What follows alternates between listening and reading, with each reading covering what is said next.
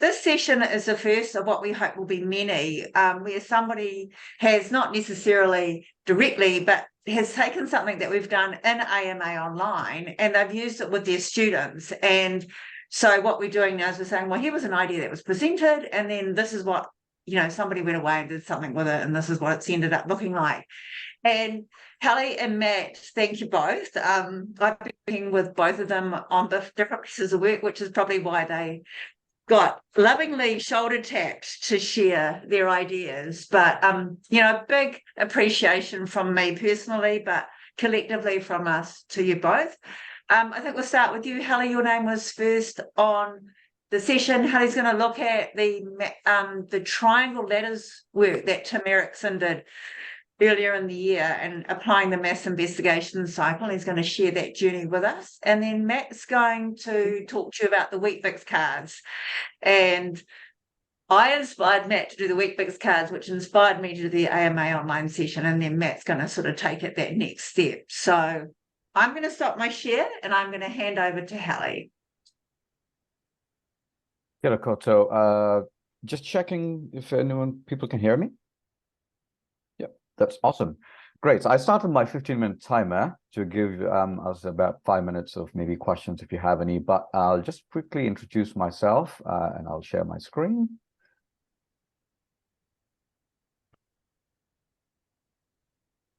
So tēnā koutou no India aho, from India, ke Manukau toko kainga inaine. So I live in Manukau. Ko Kondamudi toko whānau. My surname is Kondamudi, ko Halley toko ingoa. Tēnā koutou katoa. So good to see you all. I will quickly move on to the rationale for this, but first, the whole purpose of the activity that I chose is to try out the triangle ladders from the book. Actually, I will just introduce that to you. So triangle ladders taken from the book The Model Shop by Tim Erickson. I believe Tim presented this in one of the AMAonline sessions, and there's also a YouTube video if anyone would like to sort of watch that and see how that task went. Just to sort of give you a bit of a context before I start, as a school from Western Springs College, by the way, Napuna Wairea, we stopped streaming about 7 to 8 years ago. And this is just coming from Sally, so it's quite relatable there. But because we stopped streaming and we started having mixed ability students in our classes, so our classes being mixed abilities, I was looking at different ways of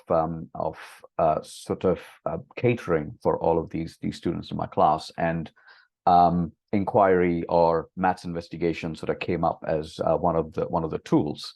So as soon as I heard Pip's maths investigation cycle, I sort of jumped up at the opportunity because it's something that I am quite passionate about, and I was trying quite a lot over the last few years. Not so much this year because of various disruptions, but definitely in the last couple of years. So just thought I should take you through the first steps. If you can, again, if you only can, go to menti.com and use that code and just have a look at what comes up and just engage with it. And then I'll show you what happened on the day when I did the same thing with my students. Couple of minutes, if you can, that would be great.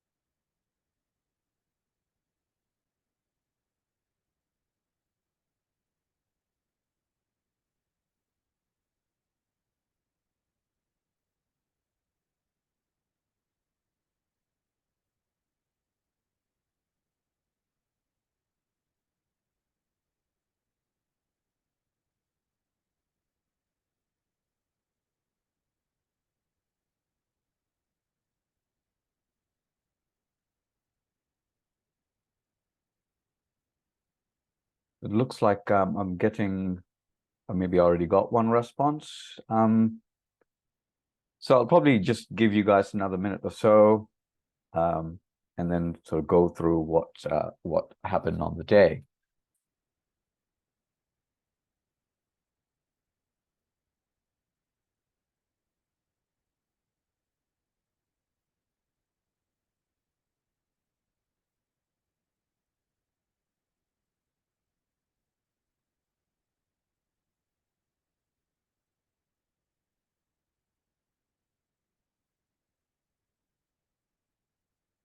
Okay, so we've got about three responses. So because time is running out, I will sort of go forward, but I would give you realistic, I'll give more time for this. So during the workshop that Tim presented, he started off with some sort of idea of having this sort of a picture with not really perfectly drawn triangular ladders.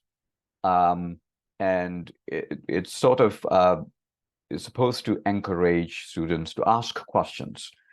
So if you can see the screen, you can probably see your response here at the bottom, but you can sort of, if I go scroll up, these are the responses my students gave on the day. Some people looked at the picture and recognized triangles. Someone looked at it and went, "Hey, that looks like an Adidas logo." Two rungs are closer than the others. Acute angles, so they thought about angles between these lines.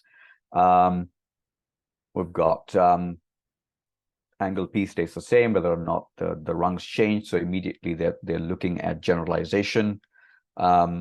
Similar triangles, which is interesting. I think it's either one of you or one of my students. So a few different ideas that students came out. Because we are looking at inquiry or Matt's investigation cycle as the main idea, it's supposed to encourage students to look at this prompt, I suppose, and ask themselves some questions, and then get on with the investigation. So I'll just go back to the slides that I was sort of sharing, and go over, well, what did happen on the day right after this.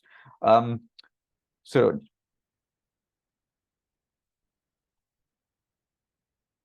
that's the picture we've got, and this is the investigation cycle that I went over. It's just a very quick, brief version of what PIP's investigation cycle is. So I went over this with my students prior to this session that I did this activity in. But in Tim's video, he was asking the teachers to actually make it possible for students to go in different ways, interpret the problem in their own way. So I thought the investigation cycle would be a great way for them to start off, make sense, and then try and approach it in their own way. And for that to happen, they had to ask themselves these different questions. How do I actually take place? How does this learning take place? And sort of what sort of questions they should really ask themselves. So it's learning to learn using this particular task, the triangle ladders. And most of them, they sort of thought about what a side meant in that triangle and what rungs mean and how they relate to each other. And they sort of asked themselves questions in groups.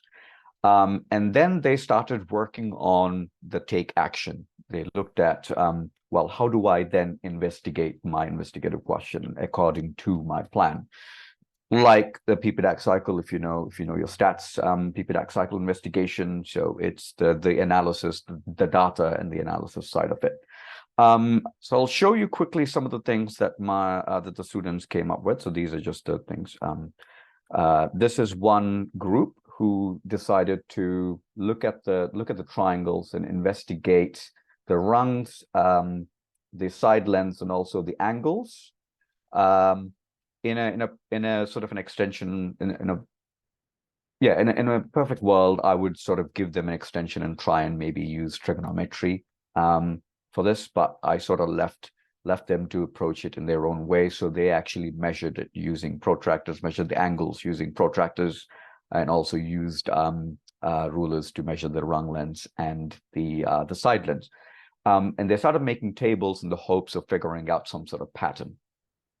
The student here is trying to realize that there are similar triangles involved, decided to think about ratios, and started making a table in terms of the rung length, the side length, and so on. But the focus was mainly for this particular student for similar triangles. This particular student, or the group of students, again, decided to create a table, collect some data, and try and find patterns within that triangular ladders. And the relationship was between the rung length and the side length in these triangles. And this particular group sort of went on a different route. They decided to investigate if you can see the distance between the intersection points between the rungs. So not really the way that others investigated, but sort of went on a different tangent, and they've got sort of a different relationship in that table. So once they got the data, they then needed to sort of make sense of, well, what does it look like in terms of a graph or visually? So I had to fix this for them a little bit.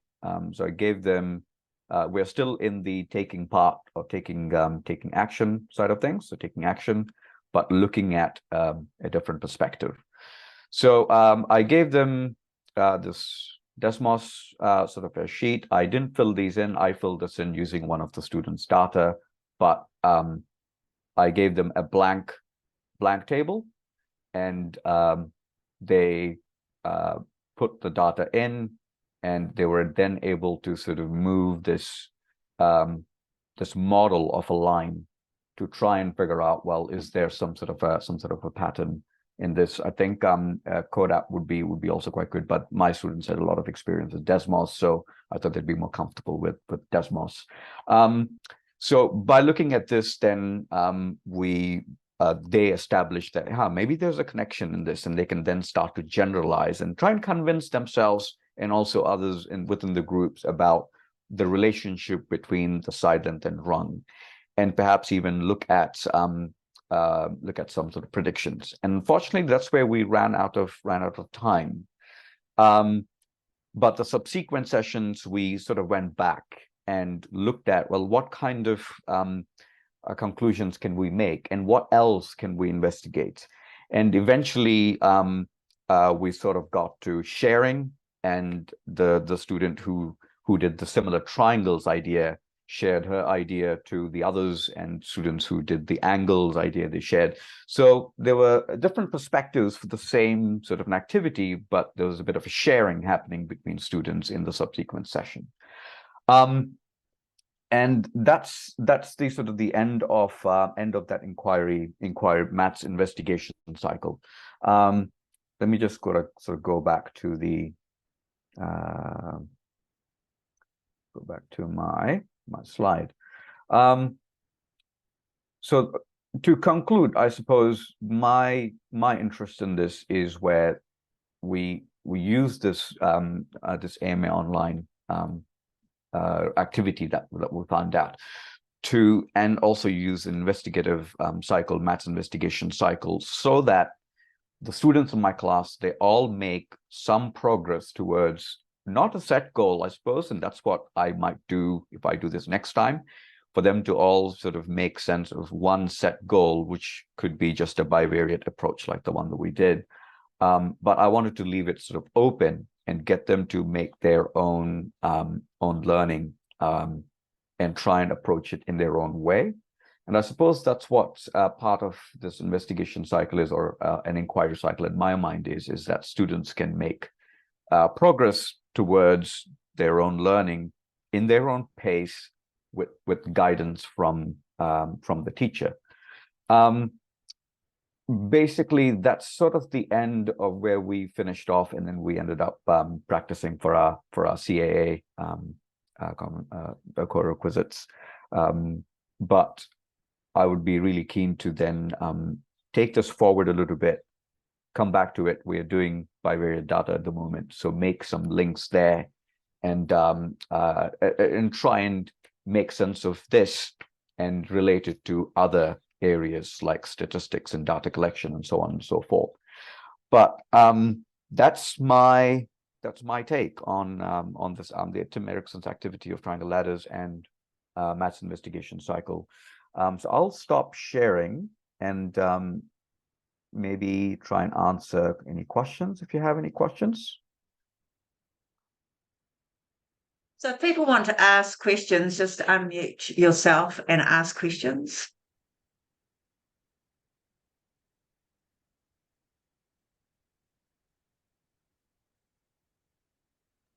I have a question.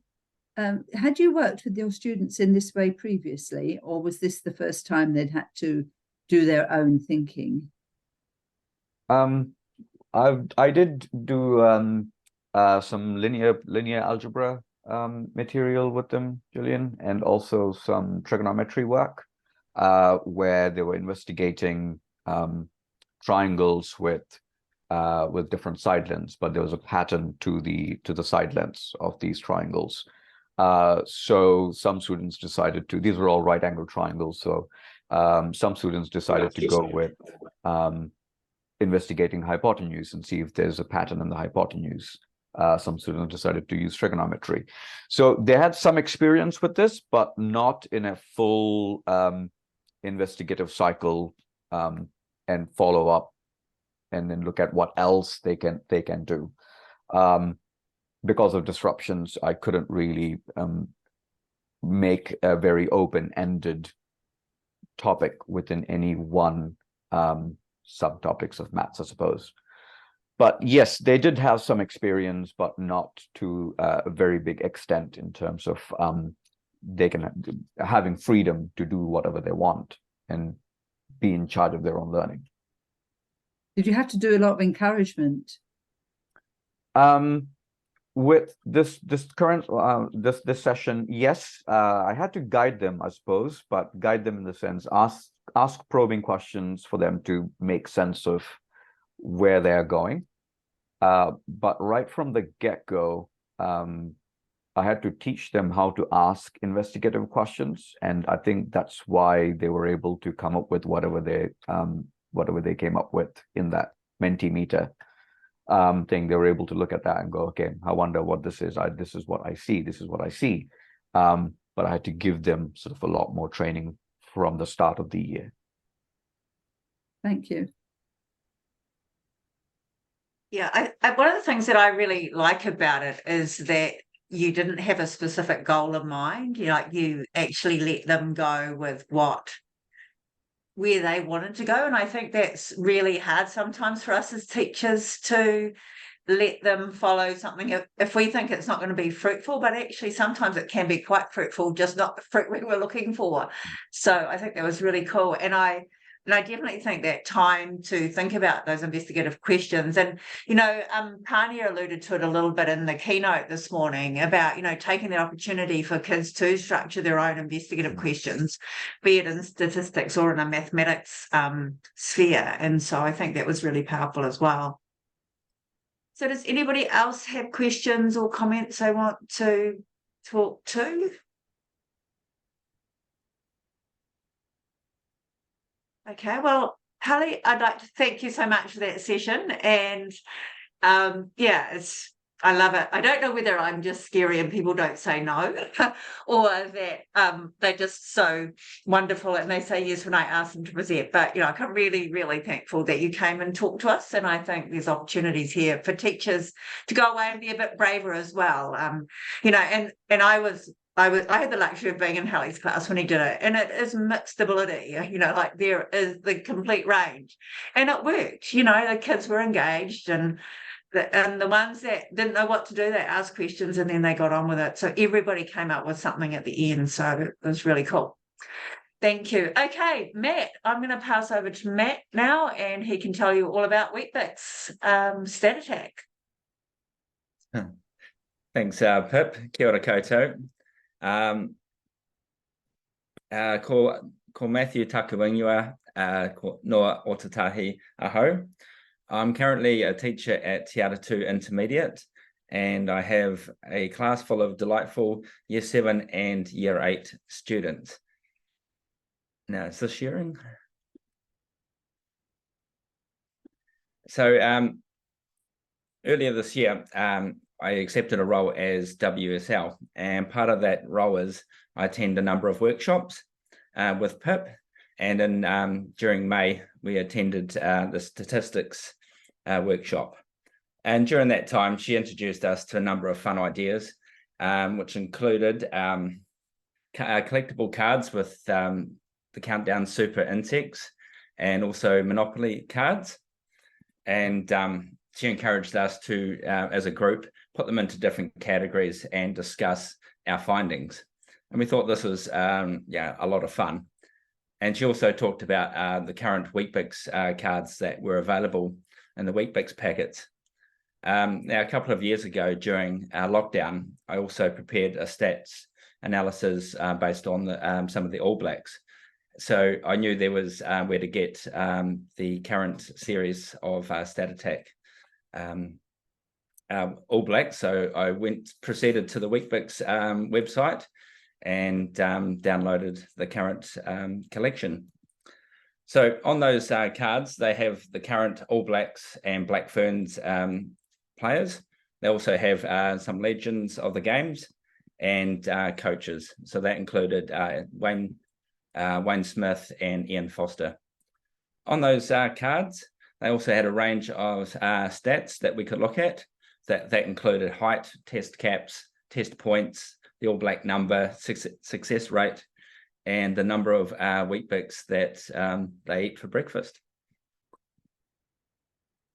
Now, when I introduced this idea to the class, we're going to do something different, and in order to get their buy-in, I arranged the cards in according to their height. So I created a histogram, as you can see on the screen, and ranging from 150 centimeters up to 2 meters. So looking at the screen or looking at the cards, I encouraged my students to look at the cards and see what they saw, and then we just started having a discussion. And straight away, they noticed that the regular height with all the players was ranged from 170 up to 180 centimeters, as you can see. Seems to be quite the common denominator within the histogram. Now, following that, I encouraged them to look further and see what other category boasts the highest, the All Blacks with the next tallest ones, and they spotted the category that's in the 190s, and these players were primarily forwards. So, and just going back to my previous one with the and they also noted that their players were primarily played in the backs. So there seems to be quite an interesting one. The slightly shorter players are in the back, whereas the taller players are in the forwards. And then they also noted that a couple of outliers. So Kendra Coxedge is in the 150s, the wee short halfback. And then you've got the really tall players with Sam Whitelock and Brodie Retallick. So they're both locks as well and towering over 2 meters. So right away from this, by me demonstrating this particular category of height, the kids were really engaged and they're really quite excited to investigate more. So I had around about 4 or 5 sets printed off, and I just put them into groups and away they went. Now, the next one, which really blew their mind, I found it quite fascinating, was the number of Weet-Bix the All Blacks and Black Ferns eat for breakfast, as this is quite a common denominator for everyone. We all eat food, so they were pretty excited by their findings. As you can see with the histogram, we've got one particular line that stands out the most, but they range from 3 Weet-Bix up to 12, and that was the big one. people eat 12 Weet-Bix. They were pretty excited, and especially with the young pre-teens and teens, I think that someone that can actually eat that number really blew their mind. So after the dust settled, brought them down to earth and got them to look at the cards a bit further. And they found that there were some, I guess, regular eaters amongst the pack who actually eat only 4 Weet-Bix. So they found that was quite good. They also noted that the range was 9, but 4 is primarily the magic number that most people eat for breakfast. Further probing, they found that there were some bigger eaters, and like 5 seemed to be a good number, as was 8 Weet-Bix for breakfast. And then the more power eaters, they were going back to how All Blacks players eat between 9 and 12. And they were quite fixated on this. They were like, how can people eat that amount in one setting? So this was opened up a good discussion for topic, and I encouraged them to think about why they actually eat this amount. And they concluded that they needed the energy for that in order to burn off and when running around the park. They also needed nutrition, needed to eat that amount for nutrition, and also they needed their weight, and also the weight, and also to help them with their strength, and finally also the height. So with the previous one, with the really tall players, they realized that they're going to have quite big appetites as well. So they were quite astute with those findings. I also got to probe them a bit further and see what else they noticed about the histogram. And they noticed that no one in the Black Fern or All Blacks actually eat 10 or 11. And so they were quite surprised. It seemed to be like, we must have a dozen Weet-Bix. If not, then it'll be 9. So it was quite cool just to watch them analyze this particular set of statistics and to see how excited they got, I should say. The next one I'm going to talk about is the success rate of the Black Ferns and All Blacks. And as you can see, we've got a nice histogram that really tells the story. And whereas most of the players, the kids found that they have a pretty good win rate that features in the 70 to 80%. Got them to probe them further, and they noticed that there was a small number of players that had a good success rate above 80%, and then there were the Black Ferns with 90% and above, and some have perfect records. When I probed them in terms of the different percentage rate for success, they were a wee bit unsure of why that some were better than the others. And I thought maybe that was just due to their age. So this is where I really had to probe them, and ended up telling probably some of the answers. That we found the players that had 80% success rate with the All Blacks would have been coached under Graham Henry. And so there would have been just a few of them still playing. Whereas the ones in the 70 to 80% would be Steve Hansen and Ian Foster. And the ones with the least success rate in the 60s would have been under Ian Foster. And the Black Ferns with the near perfect results have been all under Wayne Smith since he's taken over the helm last year. But overall, I found this was a really fun exercise to present to the kids and allow them just to give them something physical, and just analyze these Weet-Bix cards, something that they were familiar with, and they had a lot of fun. So it was really quite rewarding just to watch the kids go and just watch them get into it. That's the end of me. So, any questions? Cool. So does anyone have any questions or comments for Matt?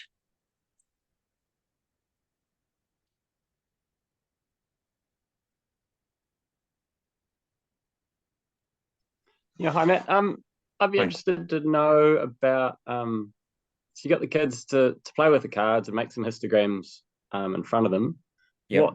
What happened then? Where do you take it from then?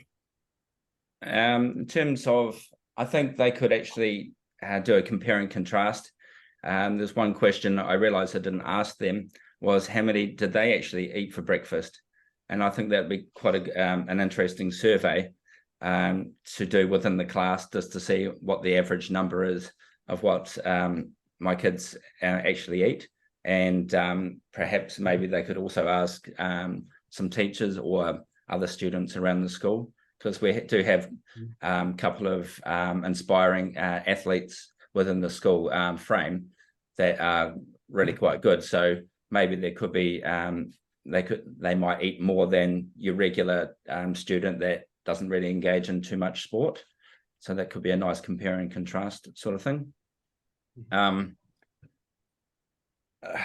that's I was wondering, like, would you try and get them to sort of write something up a bit like with what Halley did with, you know, giving a small group or whatever a bit of paper and they have to write up some sort of inquiry cycle or something like that? Do you think that would have worked well? Or yeah, absolutely.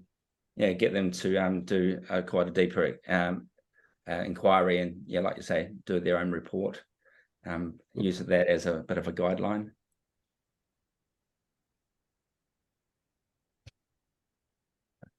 That's a good one. I think one of the things that was clear, even in the comments that Matt was bringing up, was the kids were looking for those deeper, potentially explanations for the patterns they were seeing in the data. And that's something that quite often we don't get to that depth. We describe what we see, but we don't sort of start to go, so what is the explanation for what's happening here? And we're not making, and the thing that's nice with the data cards, with the Weet-Bix data cards, is it's just that group. We're not trying to extend it to some greater population or anything like that. Just want to share, I got an email the other day, and it's related.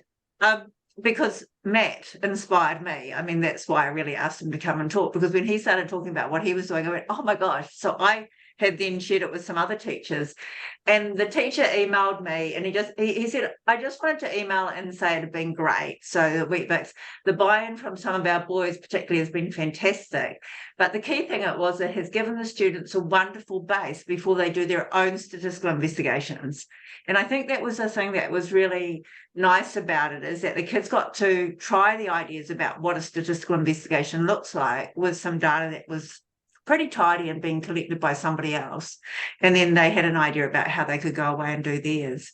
So I thought that was pretty cool. And that was all because of this idea that Matt had, that we've ended up. And I also will just let you know, Matt, I shared it with teachers when I was in Tonga a week or so ago. And they were quite excited because we did it just before the World Cup final. I don't know whether they would have been so excited this week, but yeah.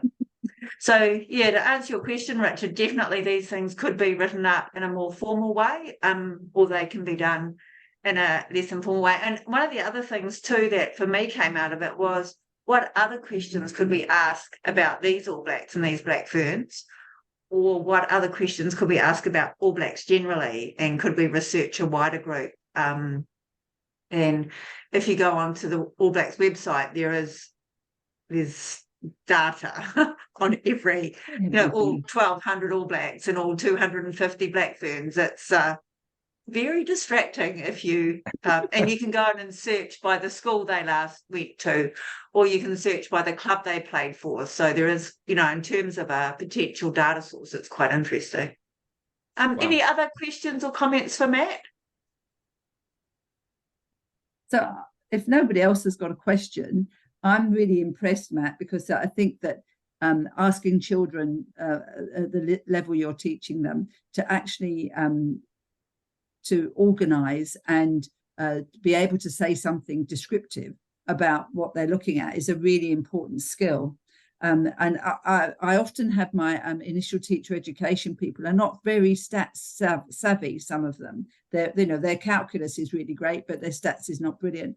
And they would have started looking at averages, mean, median and mode, descriptive. They'd have pulled it back to 1 or 2 units and you go, yeah, but what? It's not very interesting. So it's really, as Pip points out, it's really good thing which gets them ready for other work that they're going to be doing. But I have I have a lovely black All Blacks piece that I do, which I absolutely adore, which is about their birth dates.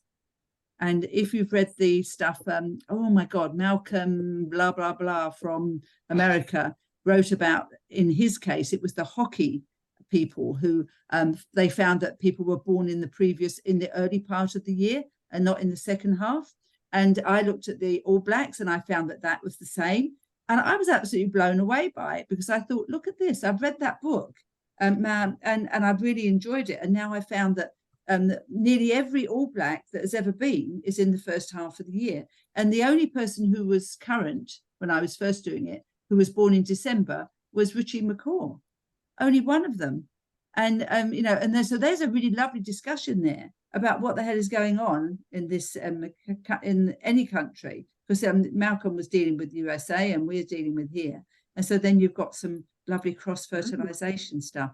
Go with the All Blacks. It's thank you for the cards. I didn't even know about these cards. I'm going to go and get them and print them off, and I'm going to use them in my lessons next year for my new people, because I think they're lovely. I might even get them eaten wheat bix.